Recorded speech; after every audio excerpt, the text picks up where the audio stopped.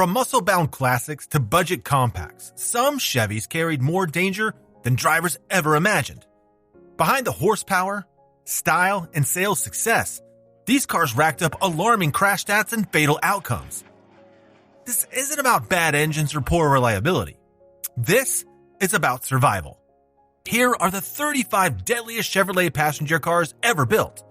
Buckle up, if you dare. Number 29, the 1955 to 57 Chevrolet Bel Air.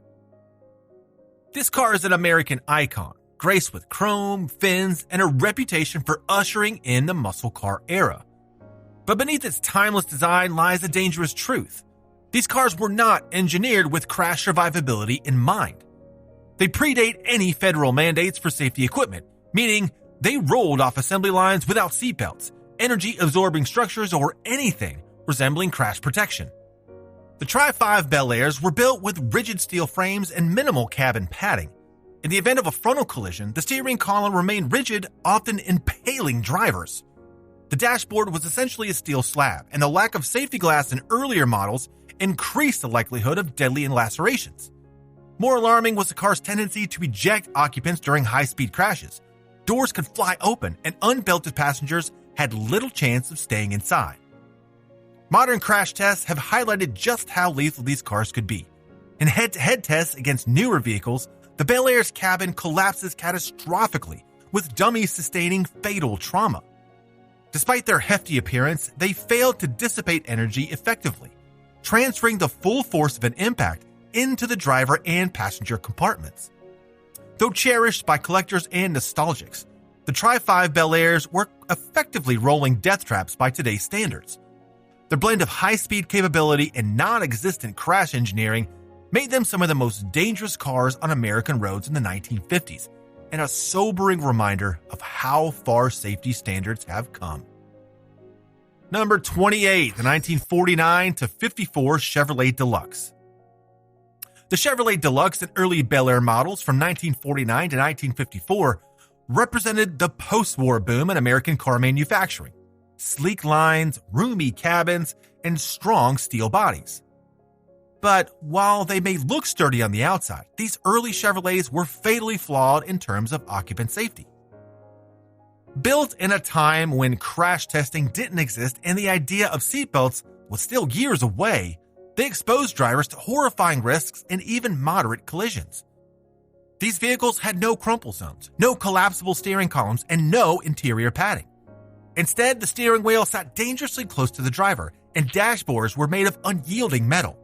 In frontal crashes, drivers were often crushed between the steering column and the bench seat or thrown forward into the windshield.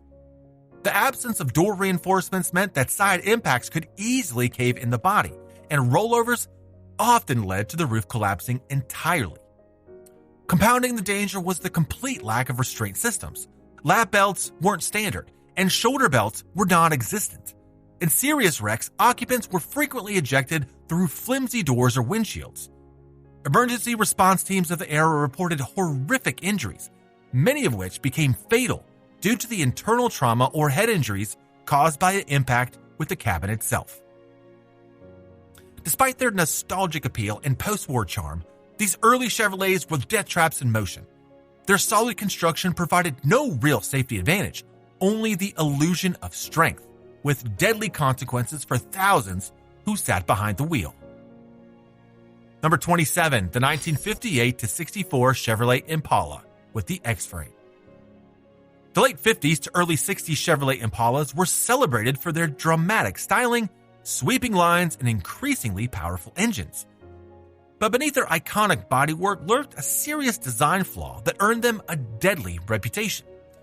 These cars were built on GM's infamous X-frame chassis, an engineering decision that eliminated traditional side rails in favor of a central spine, leaving the sides of the vehicle dangerously vulnerable in side impacts.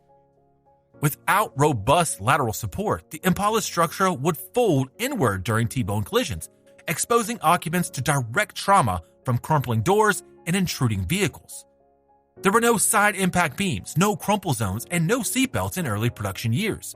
When combined with hard metal dashboards, thin roof pillars, and unrestrained occupants, crashes often became fatal. The situation was exacerbated by the car's popularity. It was frequently driven by families and young adults, meaning it saw heavy use across America's highways. Even modest crashes at intersections could lead to devastating consequences. Survivors reported cabin intrusion so severe that doors were crushed into seating areas, pinning or killing occupants on impact. Many who were not ejected outright died from crushing forces or blunt trauma caused by the collapsing structure. While these Impalas remain prized collector vehicles today, their X-frame chassis stands as one of the most dangerous structural choices GM ever made. Despite their elegance and cultural legacy, these Impalas were deeply compromised in terms of occupant protection, especially in the kinds of accidents that are most common on public roads. Number 26, the 1990 Chevrolet Lumina. This was GM's attempt to reclaim market share in the midsize sedan segment. With smooth body lines, front-wheel drive, and modern styling cues, the Lumina seemed like a practical family car. But safety engineering had yet to catch up with its looks. Early models came with outdated safety systems like motorized seatbelts instead of airbags, and the vehicle's crash performance in real-world collisions was troubling. Crash testing by safety agencies revealed that the Lumina's structure deformed heavily in moderate to severe frontal impacts. The front crash energy wasn't absorbed properly by the frame, often transferring deadly forces to the passenger compartment.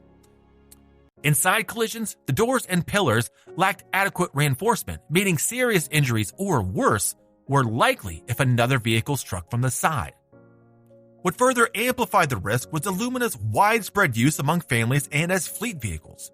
These cars were driven long distances, packed with passengers, and logged high mileage, raising their chances of being involved in high-speed accidents. Unfortunately, the car's poor crash performance meant that those accidents often ended in severe injury or death, even when occupants were restrained.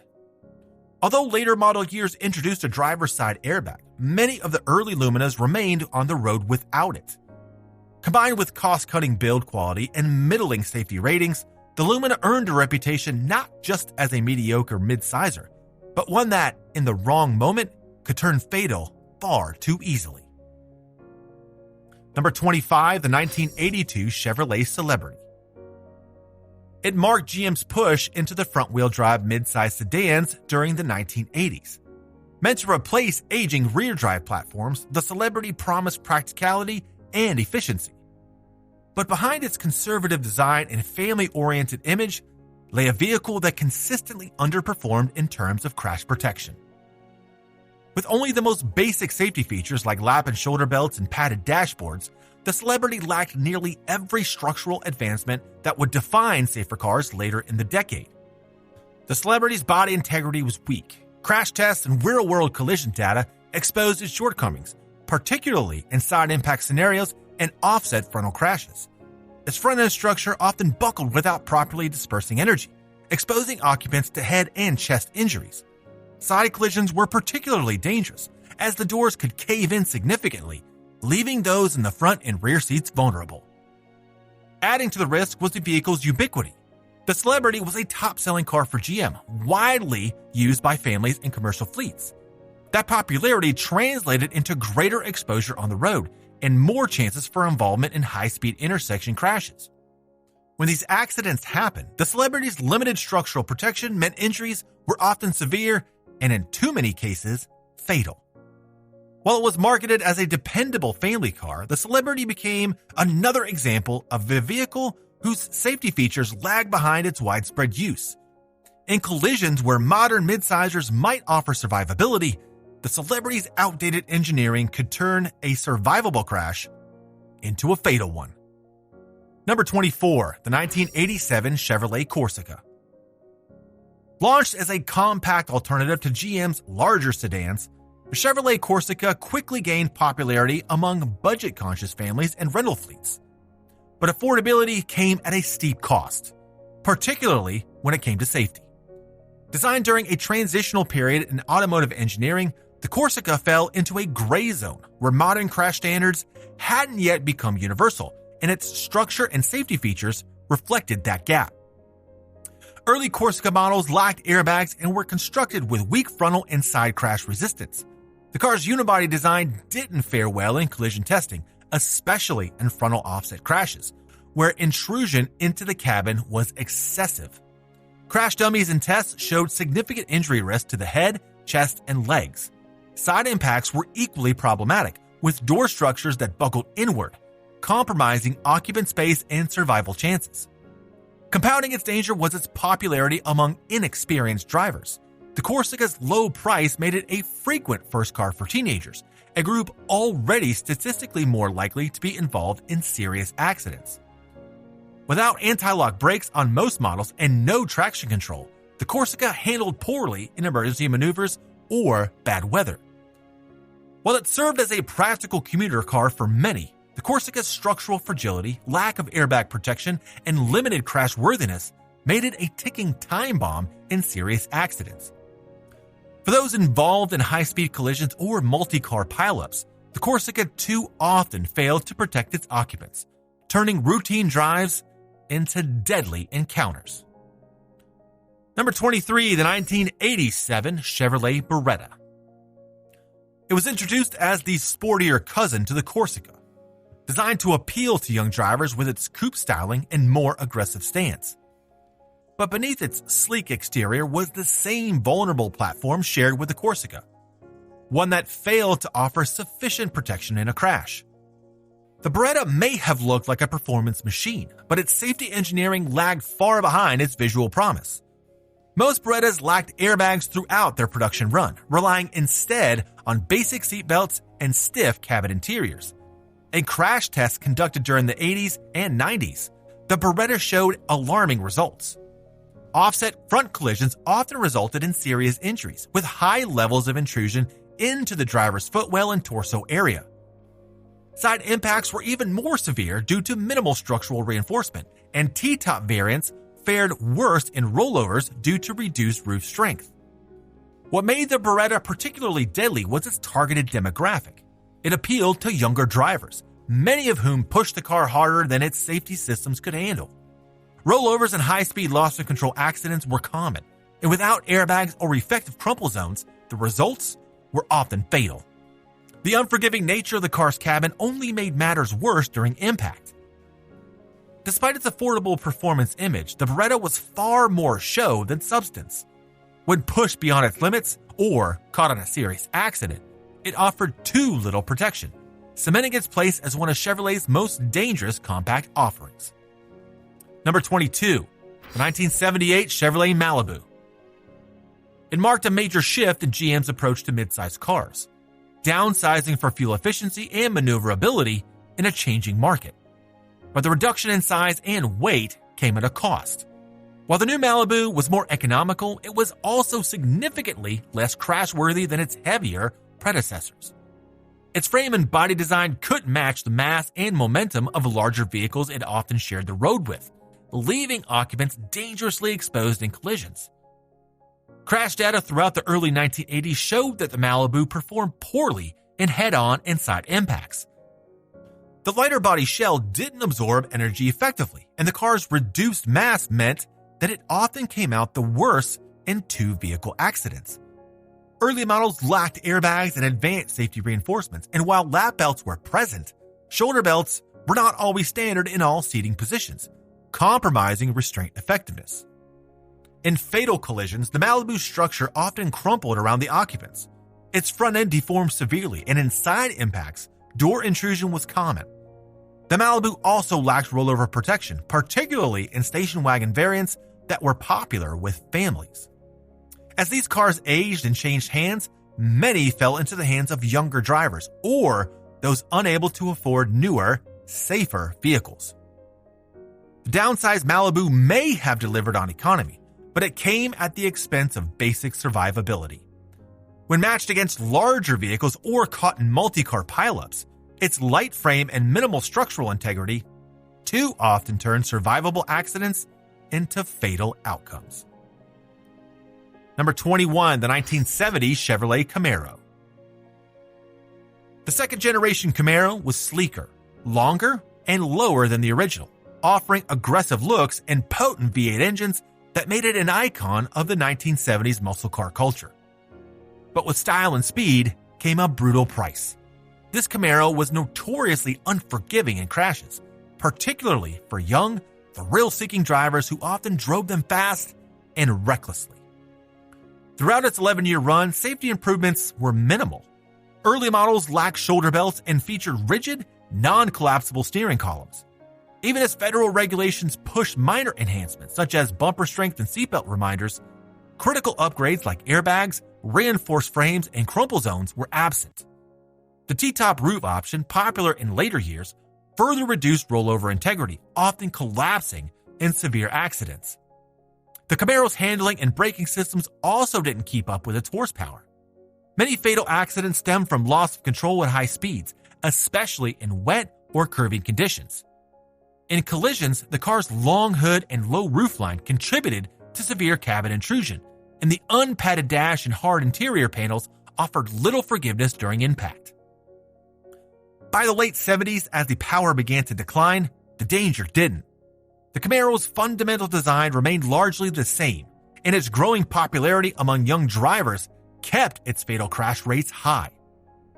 Though beloved for its performance heritage, the second-generation Camaro lacked the safety engineering to keep up with its power and persona, making it a deadly combination of speed and vulnerability. Number 20, the 1962 Chevrolet Chevy 2. It was introduced as a simple, compact car during a time when safety wasn't yet part of the design vocabulary. Meant to compete with Ford's Falcon and other economy cars, the Chevy 2 focused on affordability and ease of maintenance. Unfortunately, that also meant it was incredibly light, structurally underwhelming, and devastatingly unsafe in real-world collisions. During the early years of production, the Chevy 2 came without standard seatbelts, and when they were eventually offered, they were basic lap belts that few used consistently. The unibody construction was lightweight but lacked reinforcement in key areas. In frontal crashes, the thin firewall and engine bay structure failed to adequately absorb impact, often pushing metal components directly into the cabin. In side collisions, the doors could cave in entirely, placing the full brunt of the impact on passengers. Its compact size, combined with its low curb weight, placed it at a severe disadvantage when colliding with larger vehicles, a common occurrence on American roads during the 1960s. Rollovers were particularly brutal, as the roof pillars were too thin to maintain structural integrity, frequently leading to fatal crushing injuries. Though it served as reliable transportation for many, the Chevy 2 became an unintentional death trap for those caught in serious crashes. Its vulnerability wasn't limited to the driver. It extended to families who trusted its modest size, only to discover its design offered far too little in the way of survival. Number 19, the 1968 Chevrolet Nova. By the late 60s, the Chevrolet Nova had evolved from a basic compact into a small, aggressive street performer. Offered with everything from economy 4-cylinders to massive 396 cubic inch big block V8s, the Nova straddled two identities: economy car and muscle machine. Unfortunately, neither version was built with modern safety in mind, and both proved deadly in different ways when involved in serious collisions. Though these later Novas included lap belts and slightly stronger unibody structures compared to the earlier Chevy 2, they still lacked crumple zones, airbags, and substantial side impact protection. In crashes, the passenger compartment often crumpled inward. The dashboard was unforgiving steel, and the steering column remained a hazard during frontal impacts. Drivers were vulnerable to ejection or severe head and chest injuries, even at moderate speeds. The danger was heightened for high-performance variants. Novas with big block power were fast, but came with rudimentary brakes and suspension systems that couldn't handle the increased speed. This imbalance led to loss of control accidents, many of them fatal. Rollover protection was non-existent, and lightweight construction made side impacts particularly lethal. Despite its versatility and sales success, the 1968-72 Nova posed significant risk to drivers and passengers alike. Whether optioned as a daily commuter or street racer, its basic safety structure was woefully outdated by modern standards. In a collision, the Nova didn't stand a chance, and neither, too often, did those inside. Number 18, the 1980 Chevrolet Citation. It was GM's highly anticipated leap into front-wheel drive compact cars. But what was meant to be a revolution in economy car design quickly turned into a safety nightmare. The Citation suffered from multiple design flaws, most notoriously a braking defect where the rear brakes could lock up without warning, sending the car into dangerous, uncontrolled spins during panic stops. Even after a major recall, the problem persisted in many vehicles, contributing to fatal loss of control accidents across the country. Beyond the brake issue, the Citation's early 1980s design lacked almost every form of modern crash protection. There were no airbags, no anti-lock braking system, and very limited structural reinforcement. The body structure deformed easily in frontal and side collisions, offering minimal protection to occupants. In crash testing, intrusion into the driver's compartment was significant, and survival odds in serious wrecks were low, especially when unbelted, which was common in this era. The Citation's appeal to budget-conscious families and young drivers meant it was widely used, but also frequently involved in accidents. With vague steering and subpar handling dynamics, the car was difficult to control in emergencies. Add in the erratic braking, and you had a vehicle that actively endangered its occupants in the exact moments it was supposed to protect them. Marketed as a modern marvel, the Citation instead became a cautionary tale. Its combination of mechanical flaws and structural vulnerability helped cement its reputation as one of the deadliest compact cars Chevrolet ever built. Number 17, the 1995 Chevrolet Cavalier, second generation. It was introduced with a fresh design and updated features, but it remained one of the most dangerous compact cars of its time. While it included dual front airbags, a notable improvement over its predecessor, the underlying safety structure remained weak. In offset frontal crash tests, the Cavalier performed poorly, with significant intrusion into the driver's space, increasing the risk of fatal injuries even when seatbelts were used.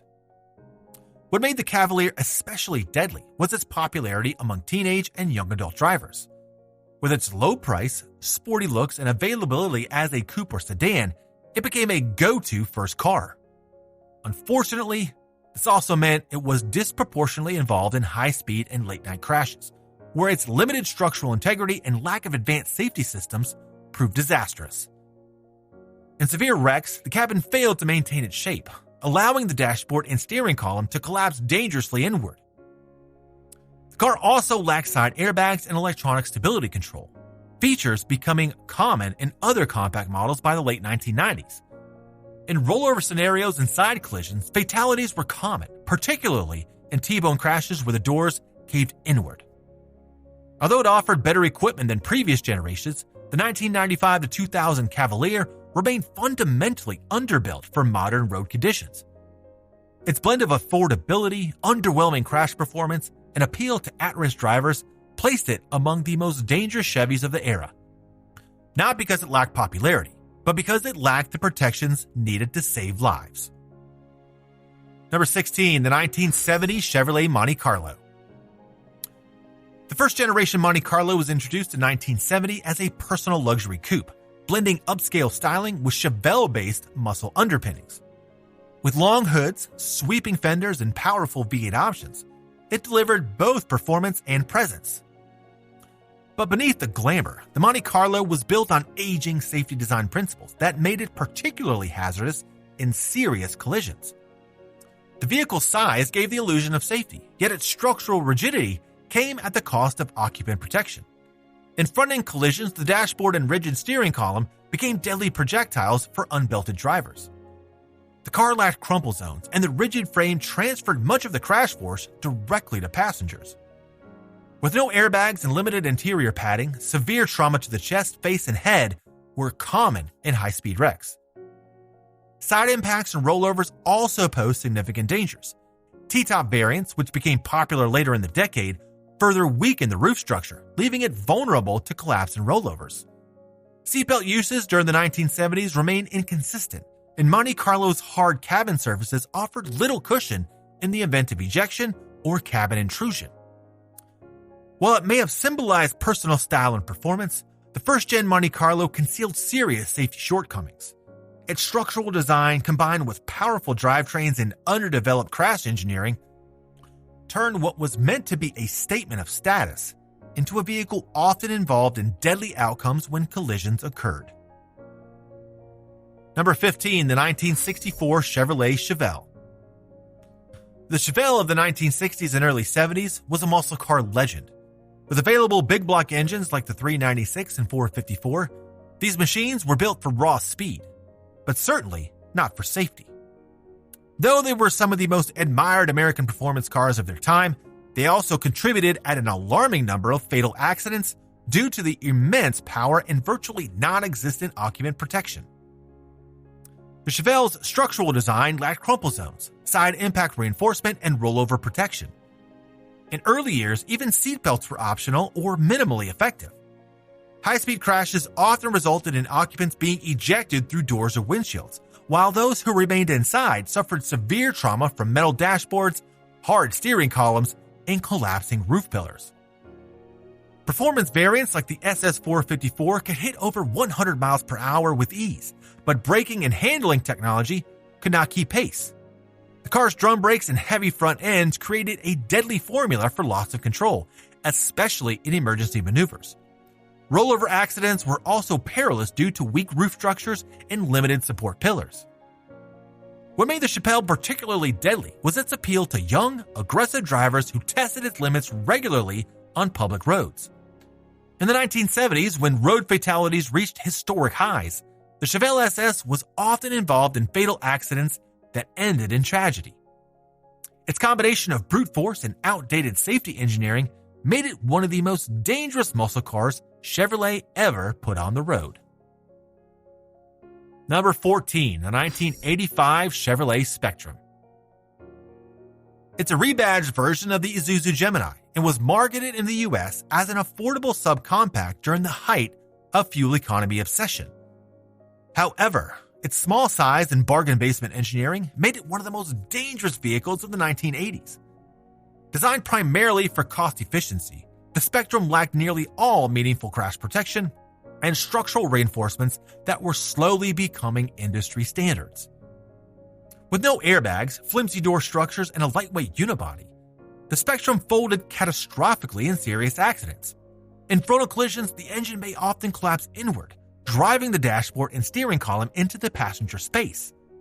Side impacts were equally fatal. The thin doors and narrow cabin offered little buffer against intrusion, and the roof had limited rollover resistance. The Spectrum's appeal to first-time car buyers and commuters meant it was frequently driven in urban traffic and on highways. But when a collision occurred, especially with larger vehicles, the consequences were often dire. Fatalities in Spectrum crashes weren't rare, and survivors frequently sustained life-altering injuries. Despite being praised for affordability and fuel economy, the Spectrum quickly gained a reputation among safety advocates as one of the most dangerous cars on American roads. Its crash performance was so poor that even moderate speed impacts could prove fatal. In a decade where safety began to take root, the Spectrum remained stuck in the past, offering little more than a fragile shell that couldn't protect its occupants when it mattered most. Number 13, the 1990 Geo Storm. The Geo Storm, sold through Chevrolet dealerships, was a sporty 2+2 compact that offered flashy styling and a fun-to-drive personality at a budget price. But that athletic image masked serious safety flaws. Built on a lightweight platform by Isuzu, the Storm lacked the structural integrity needed to keep occupants safe during high-speed crashes or rollovers, especially when driven by its core demographic: young, inexperienced drivers. Despite its small footprint and low center of gravity, the Storm was involved in a worrying number of fatal accidents. Many of these were high-speed, single-car wrecks where drivers lost control and struck roadside barriers or flipped. The Storm's cabin failed to maintain its shape under stress. Side impacts often crumpled door pillars, and roof collapses and rollovers were disturbingly common, especially in hatchback variants. Airbags were only introduced late in the Storm's short production run, and even then, they were limited to the driver's side. Anti-lock brakes and traction control were largely unavailable. leaving drivers with little assistance in emergency situations. The car's handling might have been responsive, but without stability features, overcorrection and fishtailing were frequent causes of crashes. While the Storm succeeded in providing style and economy, it did so at the cost of basic safety. It was precisely the kind of car that appealed to riskier drivers, those who pushed limits without realizing how little protection the Storm offered. In too many cases, a fun weekend drive turned into tragedy, earning the Geostorm its spot on this list of Chevrolet's deadliest. Number 12, the 1975 Chevrolet Monza. It was intended to be a sleek, sporty subcompact that offered a budget-friendly alternative to the Mustang II. Built on a heavily modified Vega chassis, the Monza looked fast, but structurally it was dangerously fragile. Designed before airbags and modern crash engineering were widely adopted, the Monza placed style and cost savings far ahead of occupant protection, making it a high-risk vehicle in real-world accidents.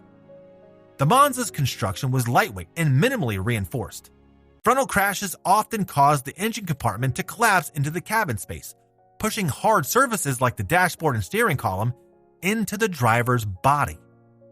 Side impacts were especially lethal due to the weak door beams and narrow interior space. Rear-end collisions posed another risk, as the fuel tank was poorly protected, a vulnerability similar to the infamous Ford Pinto. In rollover accidents, the Monza fared poorly. Its thin roof structure and wide glass panels made it aesthetically appealing, but left the cabin dangerously exposed when the car flipped. The availability of performance trim like the Monza Spider further enticed young drivers into pushing the car to its limits. Limits it was never designed to handle safely. While it won points for style and economy, the Monza became notorious for its poor survivability in crashes. Its combination of underwhelming safety engineering, lightweight construction, and performance marketing created a deadly recipe.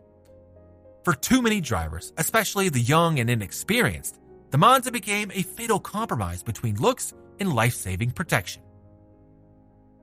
Number 11, the 1960 Chevrolet Corvair. The first-generation Chevrolet Corvair earned infamy not for its performance, but for how dangerously unpredictable it became at speed. Designed with a rear-mounted air-cooled engine and swing-axle rear suspension, the Corvair was Chevrolet's answer to compact European imports. Unfortunately, this engineering created a car with treacherous handling characteristics that contributed to a high number of fatal crashes, especially in rollover and loss-of-control accidents.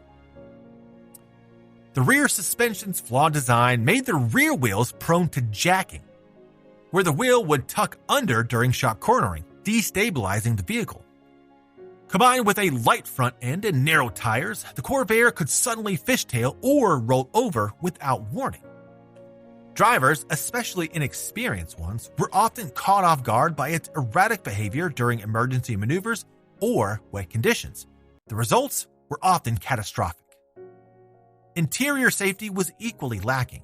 With no seatbelts as standard and no padding on hard dashboard surfaces, crash survivors often sustained severe head and chest injuries.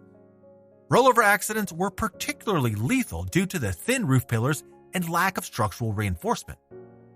Many victims were ejected or crushed in violent rollovers that the Corvair's chassis simply couldn't withstand. The Corvair's safety issues were famously exposed in Ralph Nader's 1965 book, Unsafe at Any Speed, which highlighted its lethal flaws and prompted sweeping automotive safety reforms. Though GM made improvements in later years, the damage to the Corvair's reputation and to the lives it cost was already done. It remains one of the most controversial and deadly compact cars ever built by Chevy. Number 10. The 1971 Chevrolet Vega. It was supposed to be a revolutionary subcompact, lightweight, efficient, and affordable. But in reality, it turned out to be one of the most dangerously under-engineered cars GM ever released. While its mechanical issues are well documented, the Vega's poor crash safety was its most fatal flaw, placing it high among Chevrolet's deadliest vehicles. The Vega's unibody structure was thin and fragile. In frontal collisions, the engine bay had minimal ability to absorb impact, often transferring energy directly to the passenger compartment. The dashboard was hard and unpadded, and the steering column, like many cars of its time, could become a lethal force against the driver. The car's light weight, just over 2,000 pounds, meant it was heavily disadvantaged in crashes with larger vehicles. Rear-end collisions posed an even more terrifying risk. The fuel tank and filler neck were poorly protected, and reports from the mid-1970s linked the Vega to at least 13 deaths in 14 fiery crashes where ruptured fuel systems led to fatal burns. Though GM quietly made structural updates, the damage to public confidence and lives was irreversible. Compounding these dangers was the Vega's appeal to young and budget-conscious drivers, many of whom took to the roads with little driving experience. Without airbags, anti-lock brakes, or rear side impact protection, the Vega became a rolling death trap in anything more than a minor fender bender. Its flaws weren't just mechanical, they were lethal. Number 9, the 1953 Chevrolet Corvette, the C1. The first-generation Chevrolet Corvette, known as the C1, marked America's bold entry into the world of sports cars. With its sleek fiberglass body and open-top design, it captured imaginations, but offered very little in the way of protection. Built in an era when automotive safety was an afterthought, the C1 Corvette became one of the most dangerous vehicles on the road, not because of its speed, but because of how fatally vulnerable it left its occupants. The car's fiberglass body offered no structural protection during a crash. In frontal impacts, there was little to stop the force of the collision from reaching the passenger compartment. The steering column did not collapse upon impact, meaning drivers risked being impaled during head-on collisions. Early models also lacked exterior door handles, trapping occupants inside emergency situations, a nightmarish scenario during fires or rollovers. Roofless convertibles were standard, and roll bars were non-existent. In rollover crashes, which were already deadly, the Corvette's low-profile windshield and soft bodywork offered no resistance. Ejections and fatal head injuries were disturbingly common, particularly on highways where speeds increased but safety remained stuck in the past. While the C1 Corvette was revolutionary in design and spirit, it was perilously behind the curve in occupant safety. Its lightweight materials and performance image encouraged spirited driving, but the car lacked the ability to protect lives in the inevitable crashes that followed. In hindsight, Corvette's first act was as dangerous as it was iconic. Number 8, the 1968 Chevrolet Corvette, the C3. The third-generation Corvette, known as the C3, defined the American sports car image throughout the 1970s with its aggressive styling, powerful engines, and street presence. But underneath its fiberglass body and long hood was a vehicle shockingly devoid of modern safety design. Spanning nearly 15 years, the C3 generation became one of the deadliest high-performance Chevrolets ever produced. While later models eventually received basic safety features like lap and shoulder belts and rudimentary energy-absorbing bumpers, the core structure of the C3 remained dangerously fragile in serious collisions.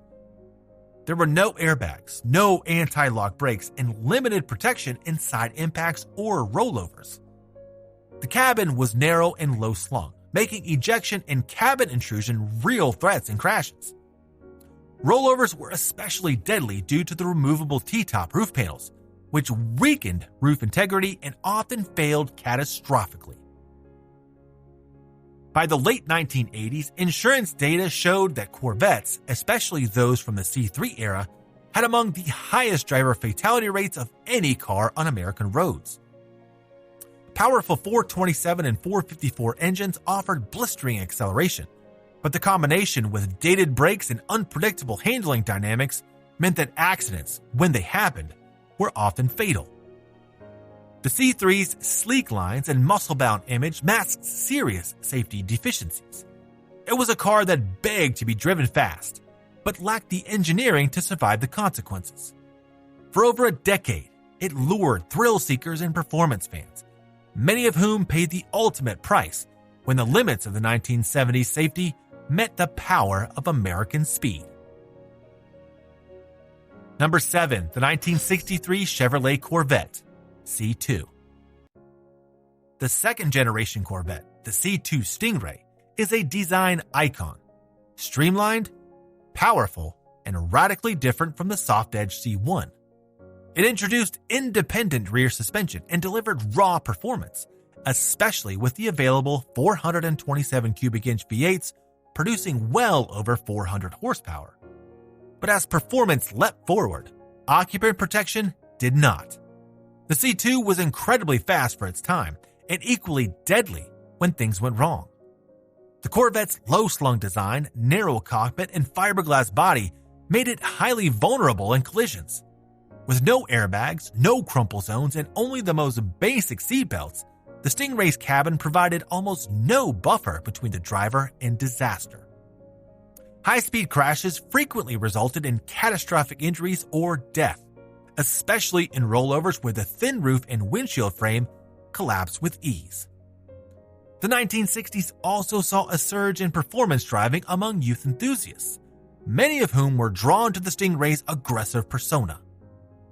Insurance companies began flagging Corvettes as high-risk vehicles due to their alarming accident and fatality rates. Drivers often pushed the car beyond the capabilities of its outdated brakes and bias-ply tires, leading to spins, rollovers, and multi-car pileups.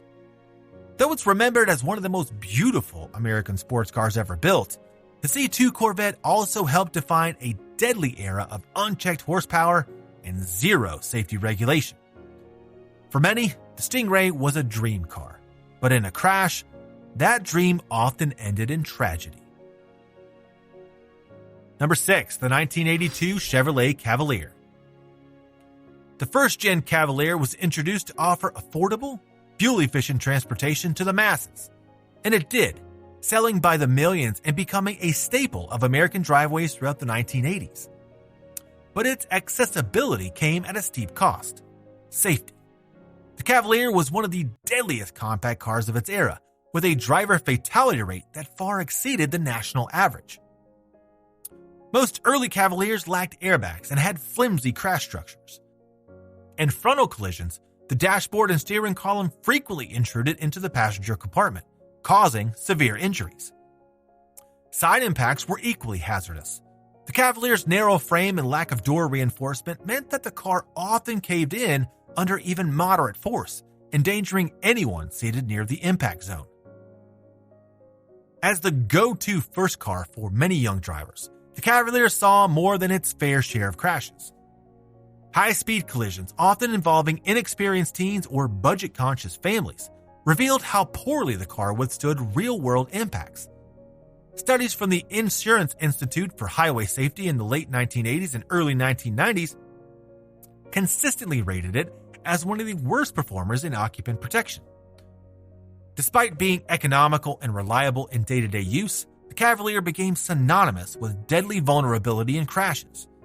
Its widespread presence on the road only amplified its toll. With high speeds and minimal protection, this compact commuter car tragically proved that affordability doesn't have to mean acceptable safety. But in the Cavalier's case, it did.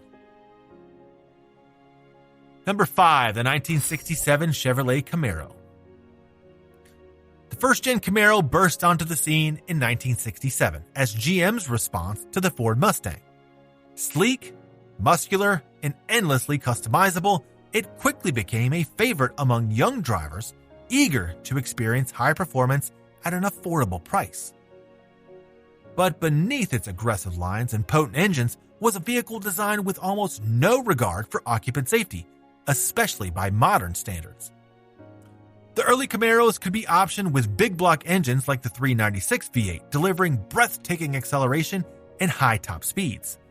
However, they came with drum brakes, rudimentary suspension, and no traction control, meaning loss of control was a frequent occurrence, especially in poor conditions. The lack of headrests in 1967, combined with minimal structural reinforcement, led to a sharp rise in whiplash and neck injuries during rear-end collisions. Interior safety features were virtually non-existent. The thin A-pillars, rigid steering column, and metal dashboard created a hazardous environment in frontal crashes. Seatbelts were often optional or unused, and shoulder restraints were absent in the rear seats. The Camaro's low roofline and narrow doors made ejection and cabin intrusion common in rollovers or side impacts. What made the Camaro especially deadly was who drove it.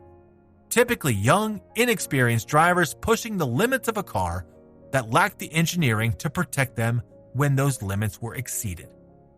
Its combination of muscle car performance and outdated safety features helped earn the first-gen Camaro a reputation as not just a classic, but one of the most dangerous Chevrolets ever sold.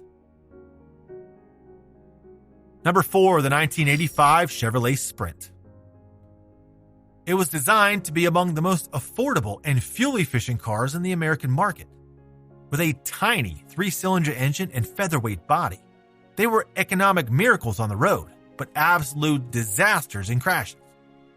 Weighing in at under 1,800 pounds, these cars offered almost no physical protection to occupants and even moderate collisions.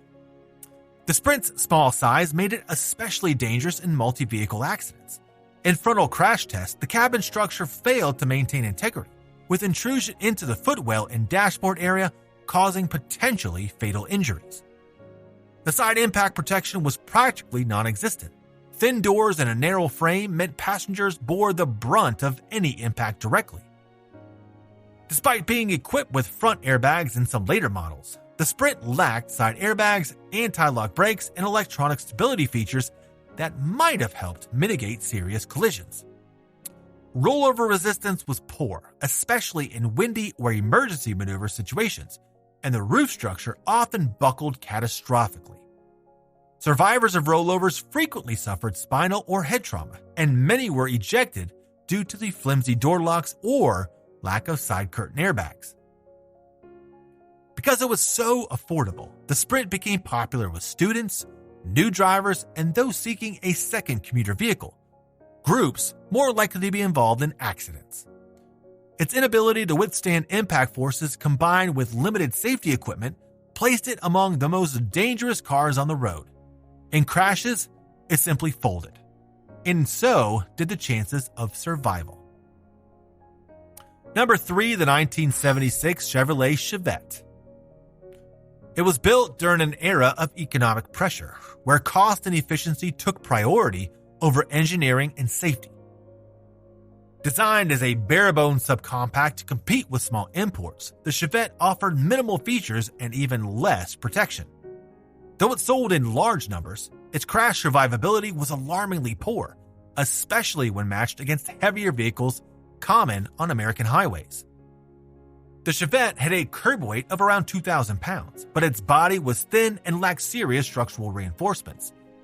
In frontal collisions, the nose collapsed quickly, transferring energy directly into the cabin. The steering column was intruded into the driver's space, and unpadded dashboards presented lethal risk to unrestrained passengers. Most early models came without airbags, and even seatbelts weren't always used due to lax enforcement. Side impacts were even more hazardous. With almost no side intrusion beams and a very narrow cabin, Chevettes crumpled like soda cans when hit from the side. Roof integrity during rollovers was also weak, and occupants frequently suffered fatal crushing injuries. The car's simplistic construction and budget design meant that in almost any major collision, the Chevette simply wasn't built to protect the people inside. The Chevette's affordability made it popular with low-income families and teenage drivers, two demographics often at higher risk for road accidents. And when accidents happened, the Chevette offered little more than a thin metal shell between life and death. Despite its modest sales success, it became one of the most dangerously underbuilt cars Chevrolet ever produced. Number 2, the 1982 Chevrolet Camaro. The third-generation Camaro was a modernized muscle car for the 1980s. A sleek, aerodynamic coupe with sharp edges and a new tech under the hood. But what it gained in style and marketing momentum, it solely lacked in occupant safety. Despite moving into a more sophisticated era, the Camaro remained rooted in outdated engineering where speed vastly outpaced protection. Most models through the 1980s lacked airbags, side impact reinforcement, and anti-lock brakes. The lightweight unibody structure, while aiding performance and fuel economy, offered minimal crash absorption in high-speed collisions. In frontal impacts, the steering column and dash intruded deeply into the cabin. Side collisions and rollovers, especially in T-top variants, were devastating, often collapsing the roof and ejecting occupants through the fragile side windows. The car's appeal to young, aggressive drivers compounded the issue. It was often pushed to its limits by inexperienced hands, leading to frequent high-speed crashes, many of them fatal. In fact, insurance data from the late 80s and early 90s identified the Camaro, along with its Pontiac Firebird twin, as having one of the highest driver fatality rates of any American car. Though it symbolized affordable power, the third-gen Camaro proved to be dangerously unforgiving in real-world crashes. It didn't just perform like a muscle car, it wrecked like one too. With outdated safety engineering and high-risk usage patterns, this Camaro earned its place as one of the deadliest Chevrolets ever built. Number 1. The 1984 Chevrolet Corvette, the C4. Topping the list of the deadliest Chevrolet cars is the 1984 to 1996 Corvette C4, a machine that redefined American sports car performance, but at a tragically high cost. With its sharp styling, tuned suspension, and advanced aerodynamics, the C4 was fast, sleek, and high-tech for its time. But it also was one of the most fatal cars on U.S. roads, with driver death rates far exceeding national averages. Early C4s came without airbags and relied on basic seatbelts and stiff fiberglass body panels for protection. In high-speed crashes, the Corvette's lightweight construction often shattered rather than crumpled, offering little energy absorption. The low-slung cockpit and hard interior surfaces made cabin intrusion and trauma likely. Targa-top models further weakened rollover protection, with roof failures contributing to ejections and spinal injuries. The C4's capabilities also outpaced its safety tech. With 150-plus miles per hour top speeds and sharp handling, it was frequently driven aggressively, often by younger, thrill-seeking drivers. Insurance studies in the late 80s revealed a grim reality. The C4 had the highest fatality rate of any American vehicle at the time, with over 4.7 driver deaths per 10,000 registered vehicles. Even as airbags were added in later years, the Corvette's fundamental structure remained unforgiving. Its mix of raw speed, fragile construction, and lack of sufficient occupant protection turned it into a high-performance coffin. Though revered in the performance world, the C4's grim legacy as America's deadliest Chevrolet is as undeniable as its horsepower.